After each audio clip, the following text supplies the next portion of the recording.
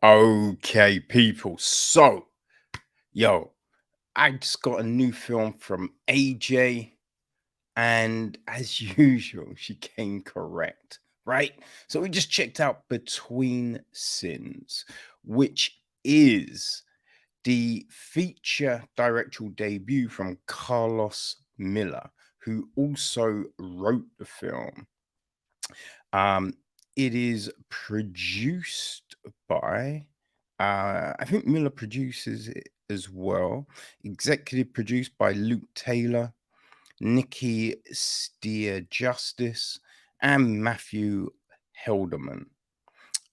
Manuel Jose Godalio handled the music. Jonathan Franklin edits the piece.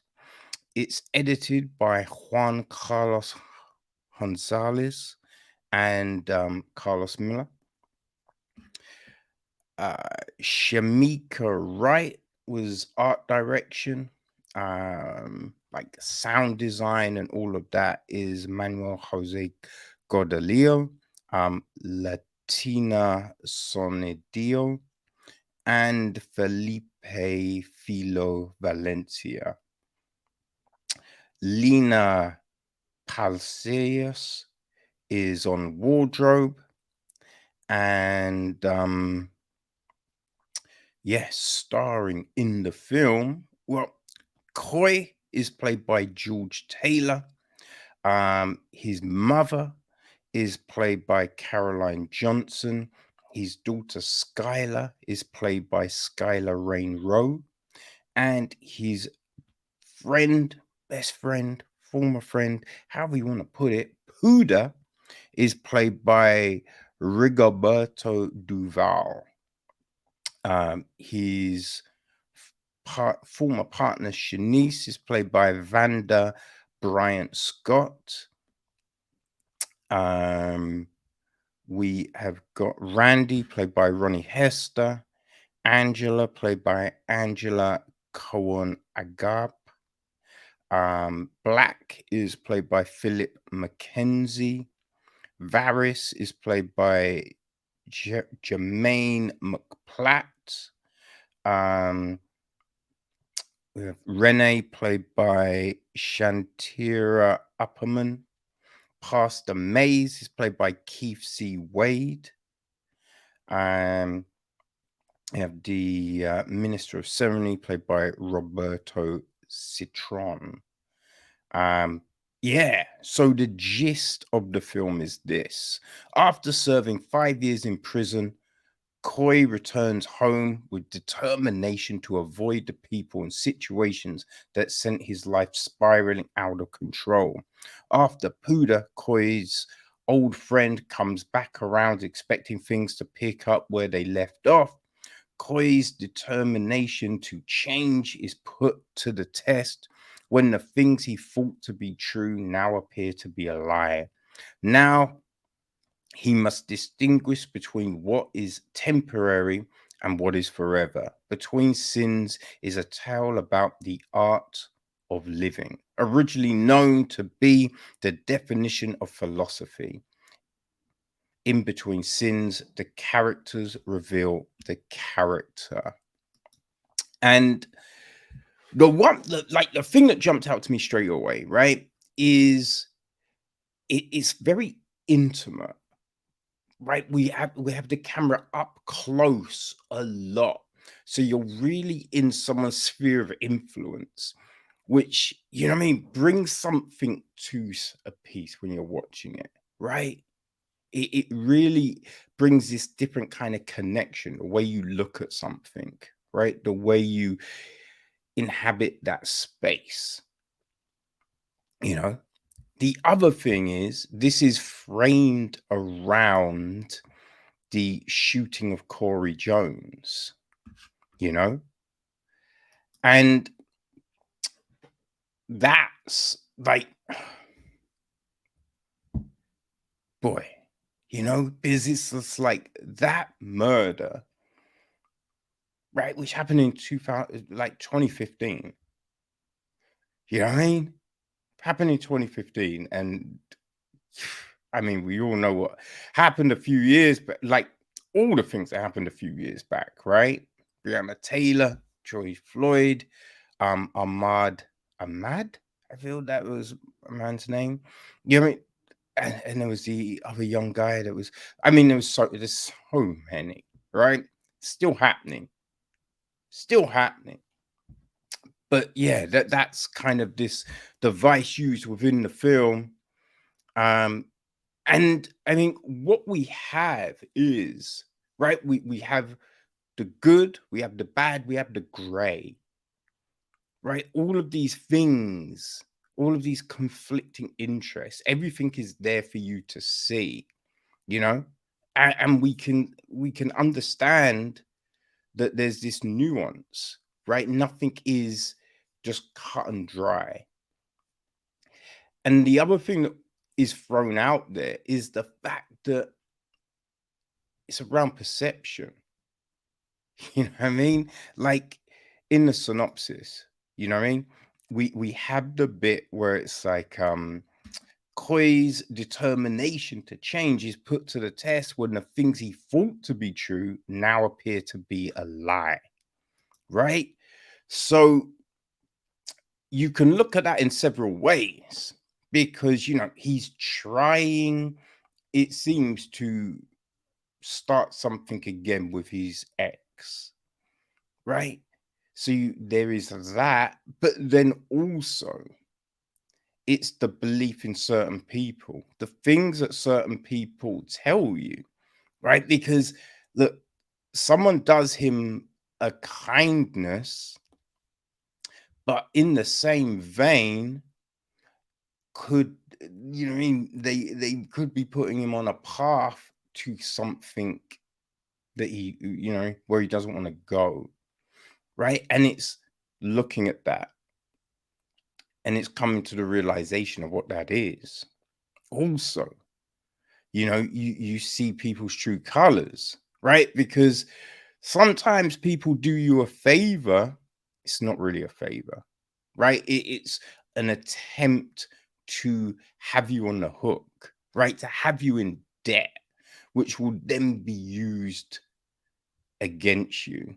It's like that Damocles sword. You know what I mean? And so all of these things are given to us in this story. And so it's this interesting thing, right? We see Koi trying to connect again with his daughter. We see the standoffness of the daughter, but you can understand that, right? That's been locked up for 5 years, right? How much was he there for her when he was there? Right. So it's all of these things that we're looking at. But as the film goes on, we see these relationships change. You know, you see the relationship with his mom, right? There's so many things that are here. And it's really interesting. It's interesting the way the story is put to you. Because it's not necessarily as straightforward as this happens, this happens, this happens, right? Everything's interwoven, which I think forces you as a viewer to really pay attention, right?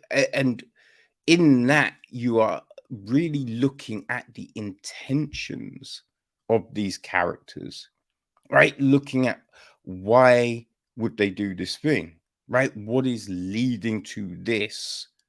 What could potentially be the repercussions of this, right? If you're trying to make a change, why would you accept this thing? And so, yeah, it really, you know what I mean? I think it's very engaging. This is a very engaging story. I liked the music that was used, right? Which we get a lot of times in between shots in the transitions. It's because it's like the film opens up and we have, you know, this voiceover, but the imaging we're seeing right, is different.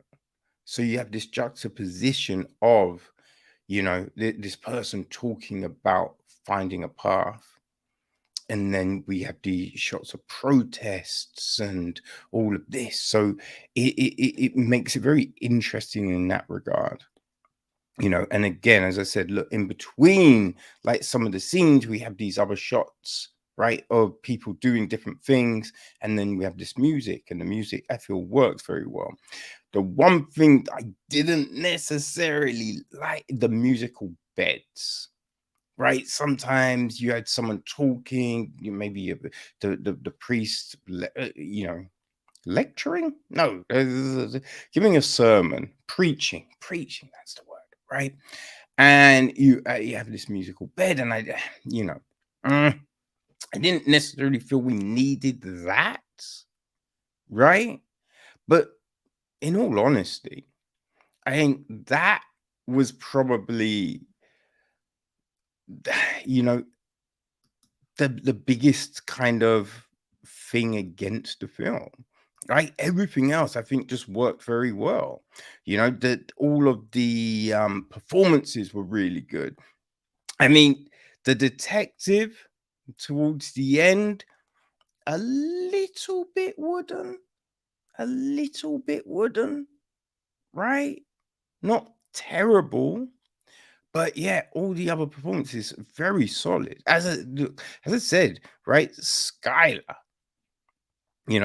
Rain Rowe, um, a really great performance from her, because I mean, there's so much that has to be conveyed with the daughter, right? Because you can see that, she's getting older. So, there's the boy situation, there's school, there's, sport, her with her friends, like reconnecting with her dad. All of these things, which is this minefield, right? So we have all of that happening, and it is all very well, you know, brought to life by this young girl. You've got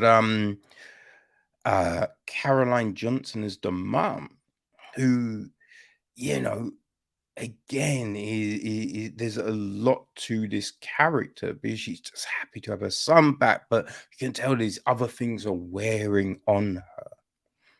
I feel the the church and religion is another linchpin of this film, right? So, look, there's a lot of scenes in church with preaching and different things like that, but we also then see this different side of it all, right? We see this different side of it all, and you've also then got this former, right, priest who's got this group, Iron Men, right? Which were, the whole reasoning behind the name is explained, right? And you'd be like, okay, that makes sense, right? You understand this thing. But in this, you kind of look at for me, right? It's that whole thing about religion doesn't have to be done within the confines of a building, right? It doesn't necessarily have to be in a church. It doesn't necessarily have to be in this formal structure, right? Because when you look at this group, it's just people talking, sharing their experiences, their worries, their fears, their dreams, all of that kind of thing. And that is a powerful thing, right? That's a tool that can underpin, you know, the fabric of your life, right? Which, not, I mean, not traditionally a religious thing, but it has that undercurrent of living by these core tenets, right? Because me, I wouldn't say I'm a religious person. I wouldn't say at all I'm a religious person, but I do believe in do unto others as you wish done to you, And so it's these different things, right? That you can live by and you can hold to. And these are the things that we're given within this film. And I think it creates this very powerful device, which, when you understand about Carlos, it kind of makes sense because, he's a lecturer, right? And he also has this not-for-profit called Live Fresh, where he goes into the community to uplift and provide dignity to the less fortunate, right? And you can see that within the film, right? Because it is kind of giving you this look of what could be, how you should maybe carry yourself, right? The things that you should think about. It's kind of all there in the film without being like preachy or just like, this is it. You know what I mean? Like, if you're a certain age, you remember He-Man and the Masters of the Universe, right? Transformers, and the end of those shows would be these messages, like, hey, as you could see, me and Master of Arms, we argued, but we're friends and we come together and blah, blah, blah, blah, blah. It was all very heavy handed, but as little kids, you're watching this and you're like, yo, okay, that makes sense. But this kind of thing, there's more nuance to it, but it is giving you something, right? As well as being a very engaging story. So, people, I definitely would recommend checking it out, like, if you enjoyed stuff like Bluff and Yes Man, right, which were two very great British independents, you know, I think those have a similar underpinning message in them, right? And that's what Between Sins gives us. So, people, it is out, right? It's out on Friday, and you'll be able to get it on all your favorite VODs. It's also out on Prime, right? Which is definitely a huge thing for your feature debut. You know what I mean?